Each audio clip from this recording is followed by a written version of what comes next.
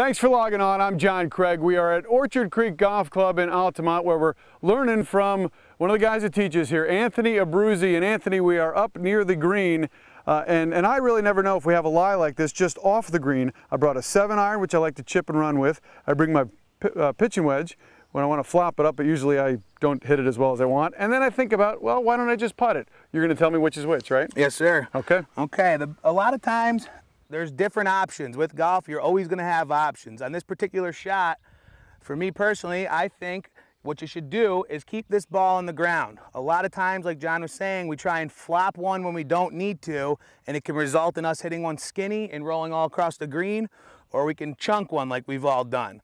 Okay, so when we hit a shot like this, where we have a good 40 feet away, the thing I like to do is take the 7-iron like John was saying. Yep. Okay, so when we take this 7-iron, what we're gonna do is we're not gonna make a big stroke with the club. All we're gonna do is make a nice putting stroke with it and get this ball rolling and get it consistent. So a lot of times, I'm gonna look at this like it's a putt. I wanna see which way it's breaking, if it's going uphill or downhill. In this particular case, we're gonna be going uphill. So I'm taking a little bit more of a club in this 7-iron to try and run it up the hill. Now I know this putt's gonna come to the right, so when I chip the ball, I'm gonna aim it left so it comes back to the right. Now nothing different about the 7-iron in your hand as a sand wedge. Still the same setup when you're chipping like we've talked about. Feet close together, weight on your left side, and all it is a nice motion back and forth, keeping your body very quiet. So when we do this right, we get this ball rolling up the hill, down to the right, and we should have ourselves a pretty good shot. A lot of times if we try and get it in the air, that's when it becomes inconsistent. Okay, another way we can do this too is we have the new technology we talked about, the hybrid golf clubs. Okay, now with the hybrid, it's kind of like a putter. It's got a smooth surface, it's rounded off, and we're going to use it just like a putter. Now it's got a little bit more pop than your putter, so again, you're not going to need a big stroke on this.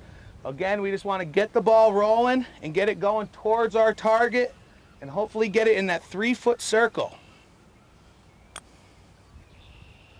Now the 3-foot circle I'm talking about is when we have shots like these, it's always a good goal to try and get it about 3 feet away from the pin. Somewhere where we know you're going to be able to make a putt coming back to it.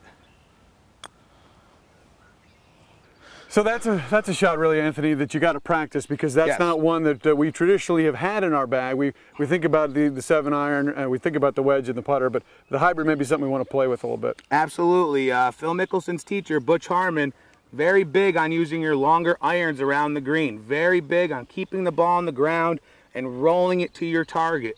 When that ball gets in the air, you're not always sure how it's going to spin or how it's going to bounce. So you keep it on the ground, you'll be winning Masters like Phil. It's a lot of things to think about. Thanks, Anthony. And thanks for logging on.